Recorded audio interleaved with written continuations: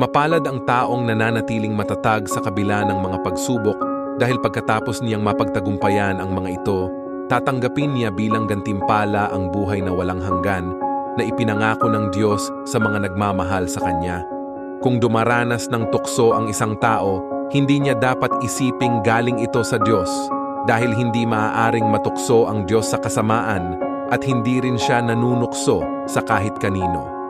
Natutukso ang isang tao kapag nahihikayat siya at nadadala ng sariling pagnanasa. At kung susundin niya ang pagnanasa niya, magbubunga ito ng kasalanan. At kung magpapatuloy siya sa kasalanan, hahantong ito sa kamatayan. Kaya huwag kayong magpadaya, mga minamahal kong kapatid.